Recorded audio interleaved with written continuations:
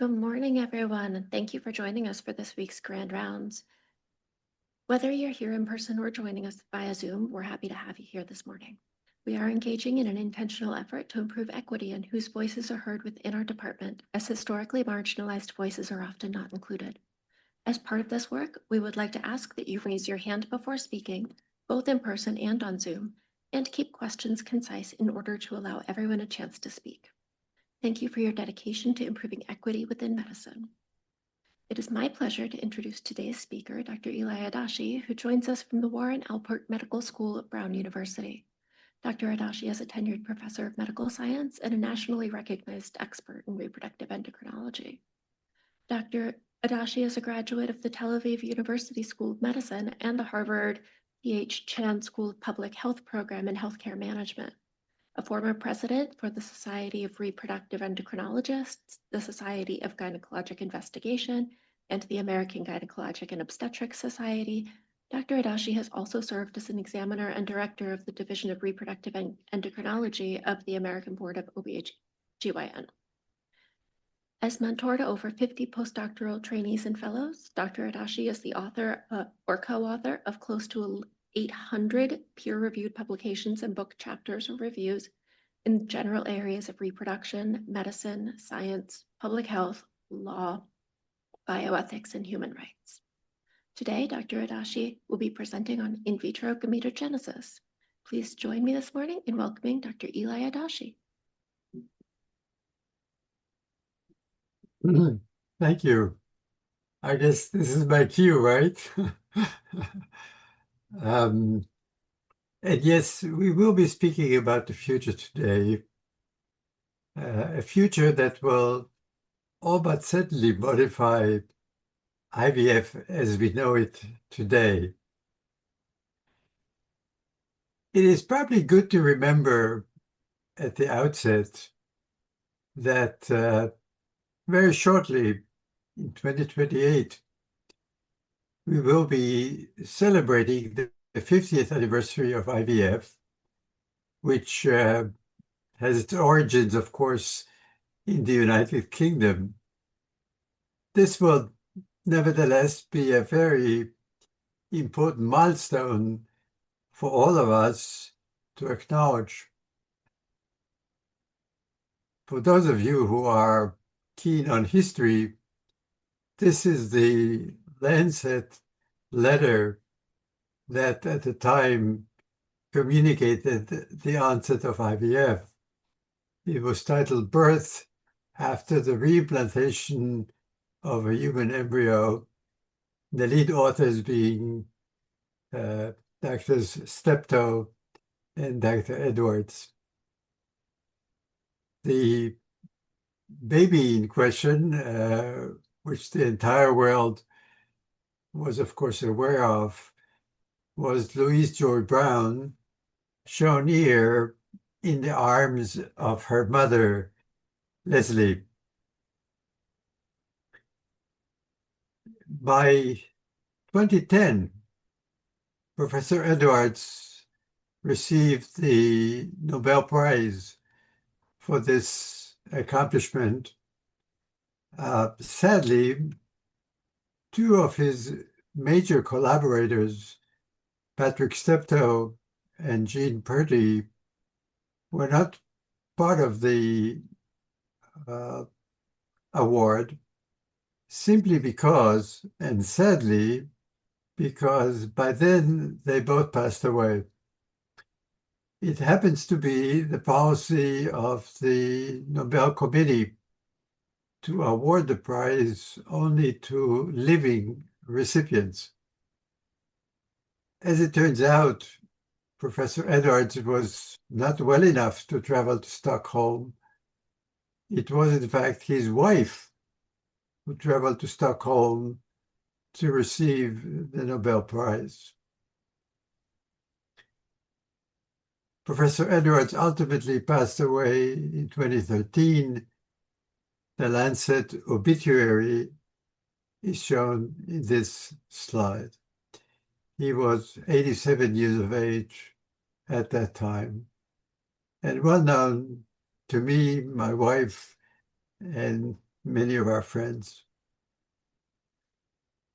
In the US, as you know, we were slightly behind on the progress of IVF, but eventually that relative deficiency was corrected by the so-called Norfolk team, which is shown here. The lead protagonists, of course, were Doctors Howard and Georgiana Jones, originally from Johns Hopkins, but by then quasi-retired in Norfolk, Virginia. And here they are shown embracing the first product of their labor on December the 28th, 1981. We are, of course, making reference to the birth of Elizabeth Jordan Carr, who was the first American IVF baby, a few good years behind its British counterpart. The first American IVF baby was, of course, seen and heard about everywhere. Amongst others, it graced the pages of the Boston Globe, where you can see the newborn being embraced and hugged by her mother. Needless to say, Elizabeth was displayed on virtually any conceivable outlet in the US. This happens to be the view on Life magazine, which was titled Test to Baby Boom, Elizabeth Carr, America's first in vitro baby at the lab where she was conceived. But of course, this is all but old history, you might say, because it's a good 50 years ago, and it's time to go forward. And the way we are likely to proceed is via so-called in vitro gametogenesis, or IVG for short. But before we go that, we might do well to reflect on the 1932 contribution of Aldous Huxley, so-called Brave New World, which in many ways foresaw what we are about to discuss today. The predictions made at the time were that eggs will be created via ex vivo ovarian cultures, that embryos will be created via in vitro fertilization, and that newborns will arrive via ex vivo ectogenesis. It goes without saying that the prediction that embryos will arrive via in vitro fertilization has been, of course, very true and real. The other predictions perhaps could be viewed as underway at this point. We might also do well to reflect on a statement made by the so-called director of hatcheries and conditioning in chapter 1 of the book, where he says, quote, "One egg, one embryo, one adult, normality," making 96 human beings grow where only one grew before, progress. Mind you, when it comes to in vitro gametogenesis, 96 well cultures are quite common and really a matter of routine. Which brings us to the beginning and to the lead contributors to in vitro gametogenesis, two Japanese investigators who, at the time at least, worked together at Kyoto University. I became aware of this phenomenon sometime around 2015 or thereabouts, at a point in time when I was traveling to Japan relatively frequently. And so on one of those occasions, I booked a flight to Kyoto and made a point of meeting with these two gentlemen and spent a morning with them learning about the technology and hearing about what their ideas were. I will note that Professor Hayashi has since moved on to Kyushu University, where he is an independent investigator. Of course, this discussion would be pointless if we didn't say a few words about the so-called pluripotent stem cells. That is to say, cells that can become any cell type in a body. And they come, as you may know, in two varieties, embryonic or induced. These pluripotent stem cells can, as I said, become virtually anything. They can become motor neurons, they can become the amacrine neurons in the retina, and they can become the dopaminergic neurons in the striatum. So in principle, if you were to inject these pluripotent stem cells to the proper site, they could differentiate as necessary locally. Here are some examples.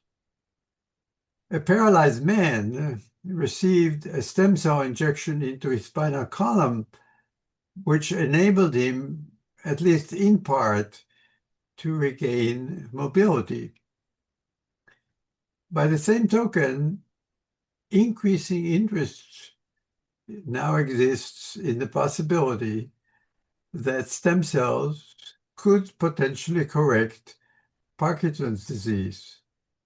This will, of course, require injection into the substantia nigra, but the idea would be that normal dopamine-producing cells will differentiate as a result of this stem cell therapy. But as, of course, we will focus on today, we will discuss the way stem cells become gametes and how those gametes could potentially be used to promote fertility in cases where such is required. Science magazine understood the significance of in vitro gametogenesis and dedicated a full spread to it in 2021. The lead authors are the ones you would expect.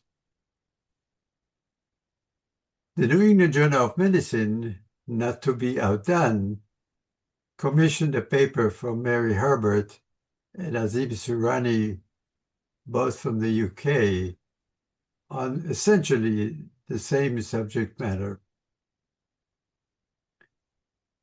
In 2023, I had the privilege of organizing a 2.5-day workshop in Washington, D.C.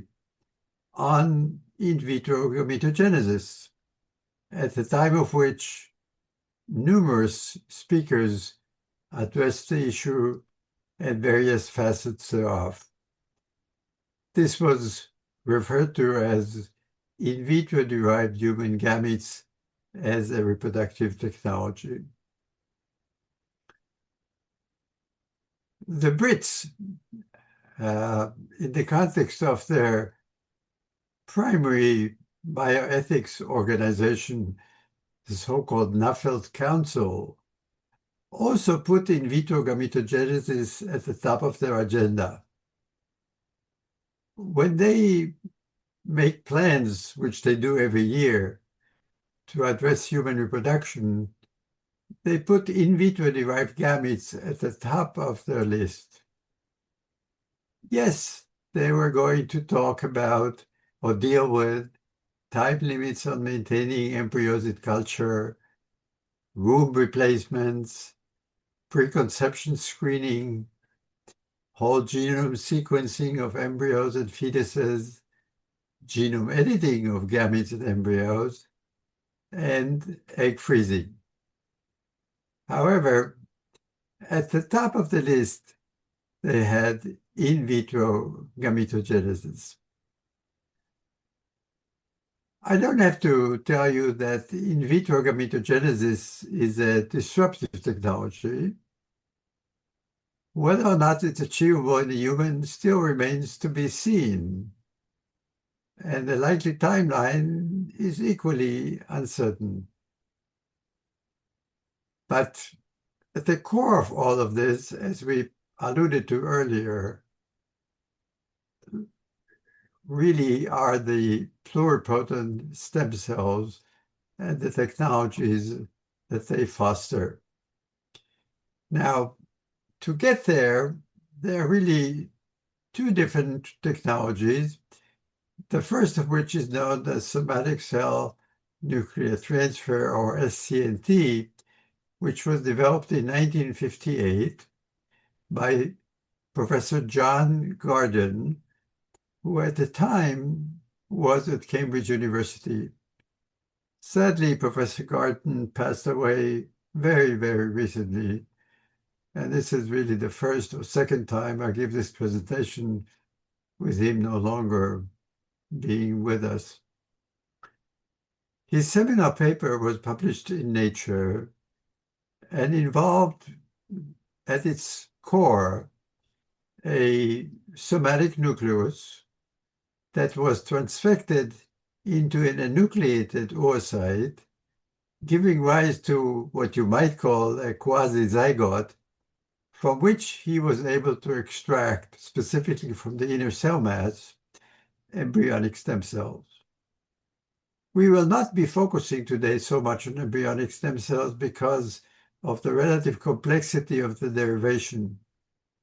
Instead, we will talk about a different type of stem cells, which were created by Professor Yamanaka, also from Kyoto University, back in 2006. The paper in question, which was published in Cell magazine, involved a somatic cell which was transfected with select transcription factors, which gave rise to the so-called induced pluripotent stem cells, which is the most common variety of stem cells we use today because it's practical, because it's attainable, and because it's not complicated by various religious and other concerns. That aside, both John Garden and Shinya Yamanaka ended up receiving the 2012 Nobel Prize in Physiology and Medicine for the discovery, essentially, of stem cells, of which, as I said, we will mostly focus on the induced variety. Moving now finally to in vitro gametogenesis, what we're talking about is starting the process with a somatic cell, let's say a skin cell, converting it but by one of these technologies to either an embryonic or induced pluripotent stem cell, and then guiding that stem cell towards a gametogenic fate. That's, of course, easier said than done. And the prerequisites are not all that simple. We have to know the cues which would have to be applied. We would have to know the sequence by which those cues are to be applied.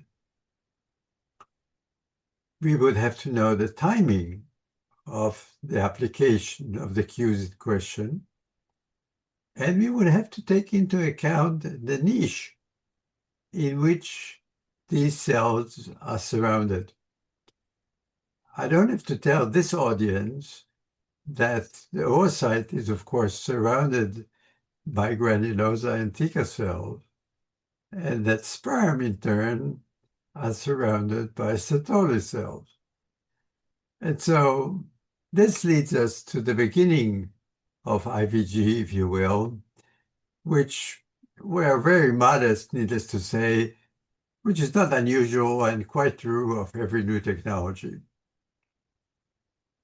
But back in 2003, Hans Scholler, then a postdoc at the University of Pennsylvania, now the director of the Max Planck Institute for Molecular Biomedicine in Germany, published a paper in Science titled Derivation of Oocytes from Mouse Embryonic Stem Cells, an example of which is shown on the right lower-hand corner of this slide.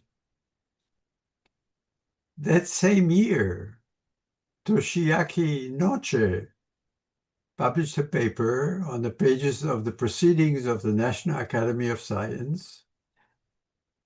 And a year later, on the pages of Nature, Professor George Daly, who is now the Dean of Harvard Medical School, published a paper titled Derivation of Embryonic Germ Cells and Male Gametes from Embryonic Stem Cells.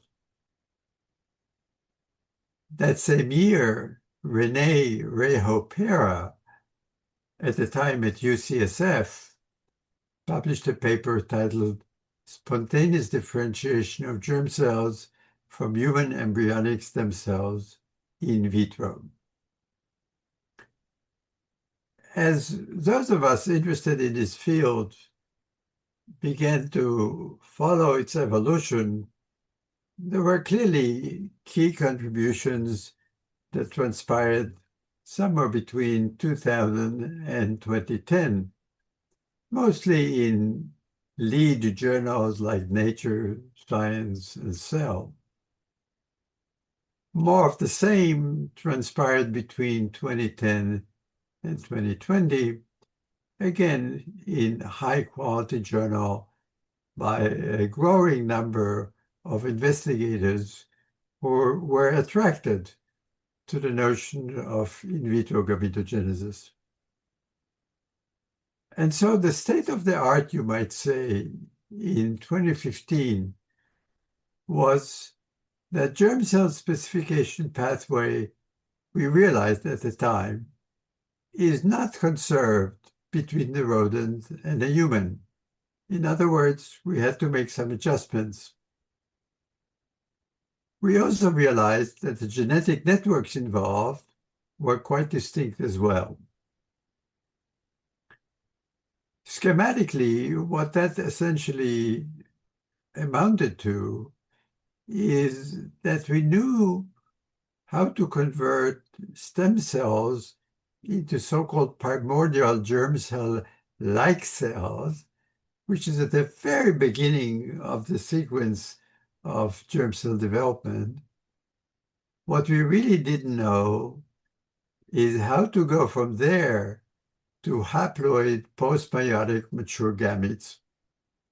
In a word, we mastered the extragonadal component of the process, but we had yet to master the intragonadal counterpart thereof. The final frontier, of course, was and remains in vitro gametogenesis all the way.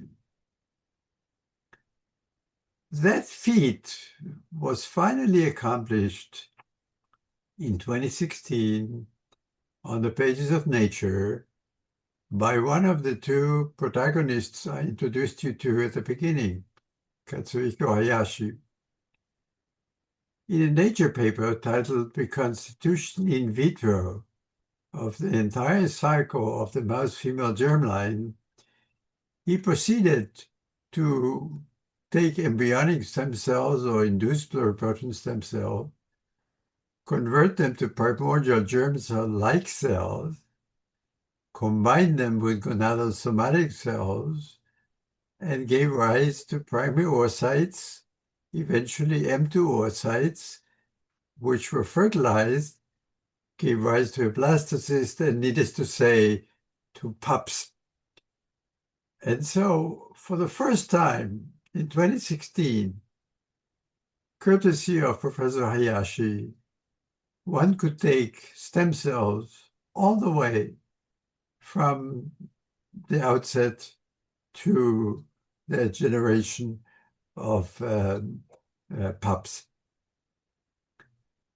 More of the same was then accomplished on the male side by Professor Saitu, whom you also met early on, in a paper published in Cell's Stem Cell, which accomplished the in vitro reconstitution of the whole male germ cell development from mouse pluripotent stem cells.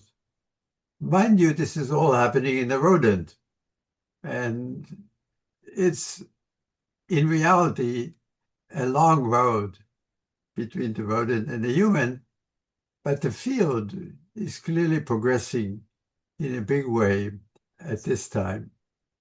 Which brings us, of course, to the human paradigm, which has yet to be fully realized. The most advanced form of progress, if you will, in the context of human in vitro gametogenesis was reported by Professor Saitu in 2018 on the pages of Science. But even he, and at that time, and not since then, has been able to take induced pluripotent stem cells all the way to the stage we would need to have if fertility is to be recreated. What he did was he started with human primordial germ cell-like cells, combined them with somatic cells, and was able to take those creations all the way to the oogonial stage. But he could not create M2 oocytes, which is what we would really need if we would wish to seek fertilization and eventually implantation and birth. So it's important to note that while in vitro gametogenesis is making major strides, it is not quite ready for prime time and not quite ready to be applied in the human. That said, all of you, I'm sure, in the audience and everybody else can recognize the scientific and translational promise of this technology. For one, this will provide us with an inexhaustible supply of germ cells. It would allow us, or scientists who care to do that, to carry out null mutant analysis and ask the question, what's the role of this or that gene in oocyte functionality? We could also effectively now study germ somatic cell interactions in the human. But on the clinical level, which is perhaps more important, we could, in principle, begin to think about reversing germ cell failure. Individuals who are either born without gametes or whose gametes were destroyed through radiation or some other form of intervention. But this could give us the prospect of autologous gamete replacement, which really was not feasible up until now. We could even gene edit those gametes if they were genetically flawed to begin with. And we could also finally begin to approach, although I will not discuss this today, that's a separate lecture, same-sex parenthood. But these days, although requiring a whole host of modifications, same-sex parenthood is becoming increasingly a reality. Now, the impact of IVG on IVF, which is really where we would like to go, is that it will effectively eliminate the need in hormonal stimulation and in egg retrieval because you could provide these same end products in a very different fashion. We could also, in theory, do away with gamete donation and with various donor banks because we could now take a somatic cell and convert it into a gamete. This would also convert IVF largely, not entirely, to a laboratory procedure. It will still require endometrial preparation and transfer because however we produce the embryo, it will have to be transferred and it will have to take at the endometrial level. And in theory, this could improve affordability and thus access to IVF. I don't have to tell you that access to IVF in the US is still limited and has a great deal to do with the insurance that is required. And so in theory, affordability and IVF accessibility could be dramatically enhanced. I say so with some provisos only because I have seen over the years the genius of the US in its ability to jack up prices. And so whether or not IVG will actually lower the cost of IVF is something that remains to be seen. Very recently, Professor Mitalipov from Oregon University Health Sciences Center, reported on the generation of cells with reduced chromosomal ploidy due to experimental cell division. That, of course, could be a precursor to IVG and perhaps bring us closer to a human reality. Another significant paper which saw press not too long ago from Cornell University reported on artificial oocytes production through haploidization of mouse endometrial stromal cells and bone marrow-derived mesenchymal stem cells. As you can see, there is a whole host of movement to produce gametes for future reproduction. And as I said, the NAFET Council has taken this on and reviewed some ethical and policy questions to deal with this very issue as recently as July of last year. Mind you, none of this can nor should occur without some oversight or, shall we say, regulation. In the US, what that means is essentially FDA jurisdiction. It means that the Center for Biologics Evaluation and Research, or CBER for short, at the FDA will evaluate in vitro gametogenesis as a procedure and rule on its clinical permissibility or applicability. In their lingo, IVG comes under the heading of HCT/Ps, by which they mean human cells, tissues, and products. Now, you might wonder whether or not this hasn't already taken hold of the commercial segment of the US, which observes all these scientific developments and then attempts to make them happen and commercialize them for revenue purposes. There is at least one company, there's probably more companies, but one company that is New York-based, um, that is producing a product called Fertillo, and that has received permission from the FDA to enter phase 3 clinical trials. Other commercial undertakings almost certainly are presently evolving in California in parallel to the New York effort.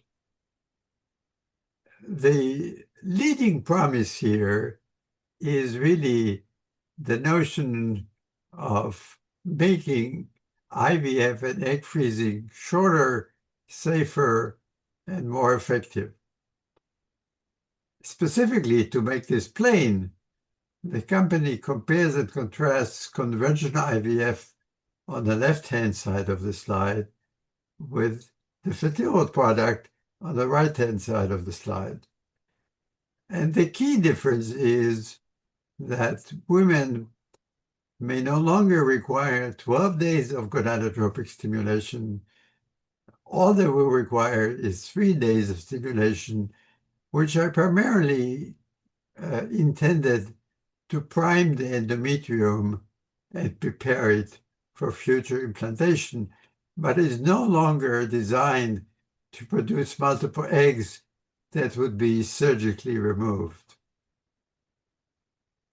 So Fertillo's cycle, as it's currently advertised, requires 2-3 days of in vivo gonadotropin stimulation, thereby reducing the gonadotropin requirement by circa 80%.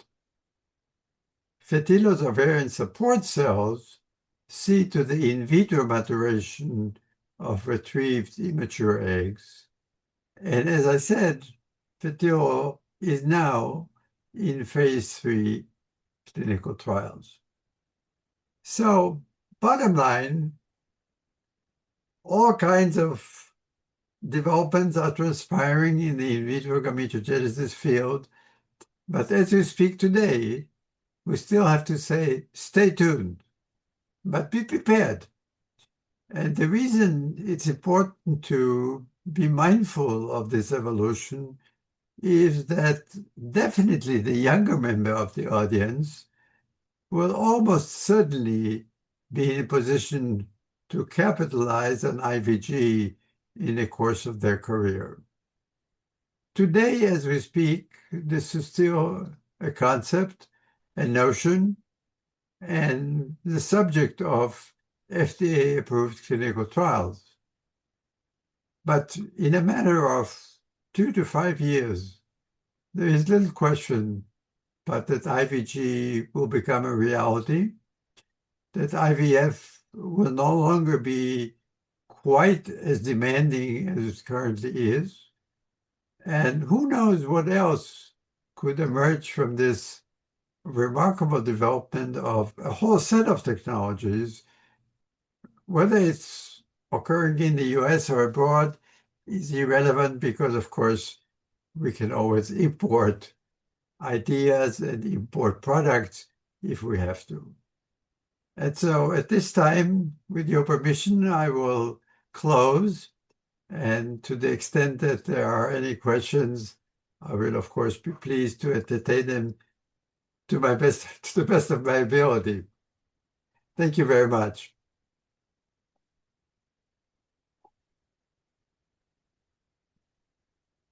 Thank you, Dr. Dashi. Are there questions either from the in-person audience or the Zoom audience?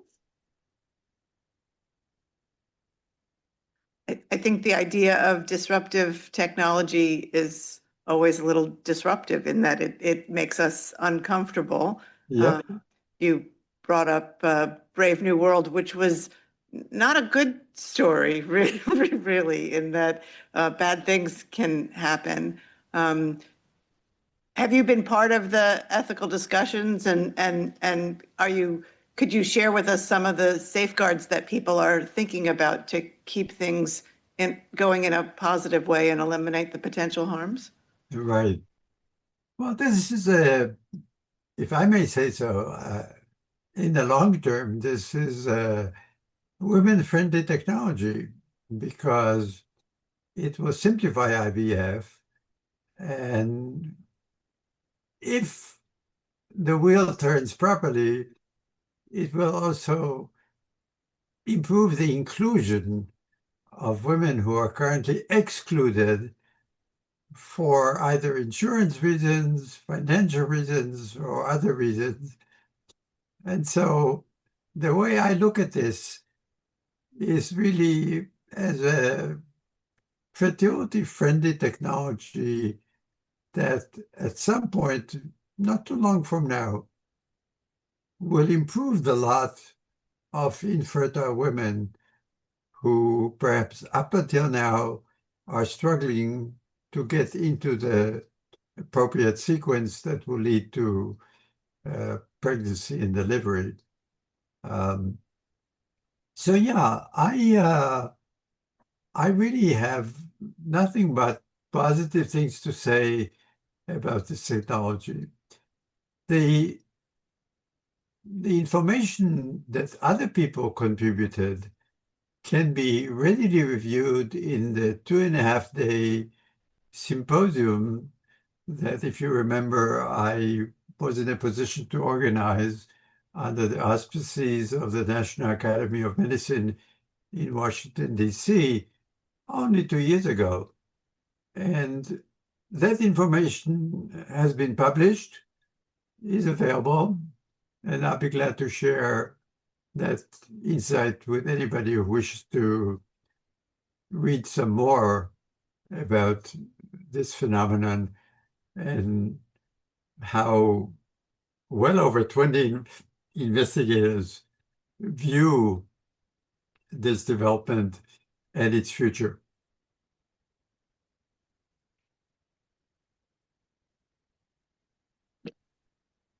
Question from Jim Woods. How will AI move this field ahead? I'm sorry, would you mind repeating briefly? How will artificial intelligence move this field ahead? Well, I love the question because, of course, artificial intelligence is the top of today's list. I have to say right off the bat, I don't know. But if the powers ascribed to artificial intelligence are all that they meant to be, and if all that is being ascribed to artificial intelligence is going to materialize, I will have to assume that, first of all, IVG will be accelerated, possibly enhanced with new ideas or new twists and turns.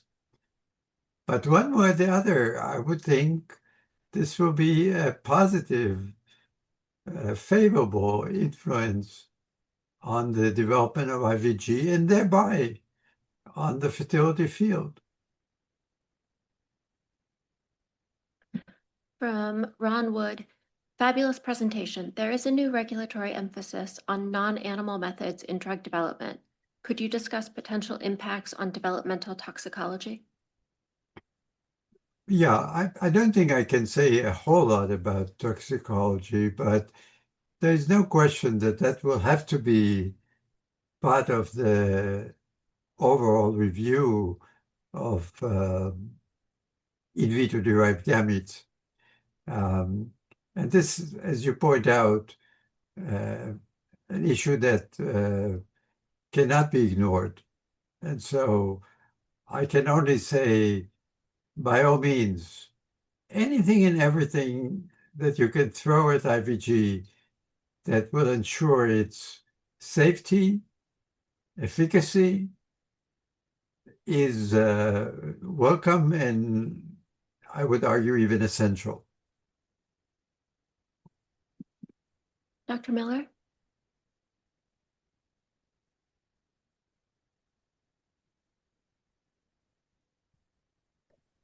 Thank you for this presentation. I just wanted, and you probably are familiar, that Rochester, under the leadership of our teams now. But back in the early days, Dr. Thied and Dr. Eberhard Muschler really brought this forward under many different circumstances and had it successful. I managed to be part of that team, but it is delightful that you were able to share this from your perspective and the future we're looking at. Thank you. Thank you. And as I mentioned to your chair earlier, um, I probably visited Rochester at one point or another. I certainly knew Dr. Thied, which takes me quite a few years back, and of course knew Dr. Guzik, with whom I'm still in touch on a weekly basis. And so I feel a certain affinity to your organization and hope that we can maintain it subject to my longevity and to future outreach on your part. We look forward to that. Thank Thank you you. again. Thank you so much. Well, we're more of a team now because Any other questions?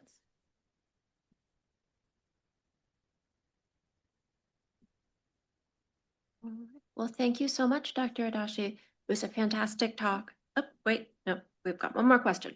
Can you talk about technology for creating new organs? Well, it's a good question, of course, and it's a logical extension of what we're talking about.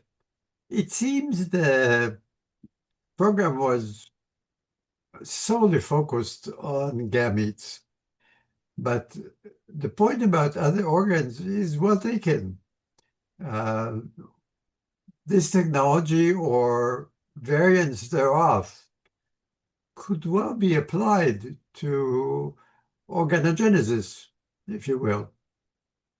There is nothing to my knowledge published or even discussed, but as I think about the idea just brought up by the question, I cannot help but think that it's valid and it's likely going to be one fine day a reality. Right now, the focus is primarily on gametes, and this really has to do with the original contributions of Saito and Hayashi, who chose to go this route. That is not to say that other things will not happen. I might add that the University of Kyoto has a stem cell institute right there and then that is headed by its Nobel Prize winners. And there's every reason to believe that more is on their way. And who knows? We might even be discussing this a year from now. Well, thank you so much. That really is a positive note to end on, and we really appreciate your contribution to the field so far and your forward thinking as we might move this field forward. Thank you.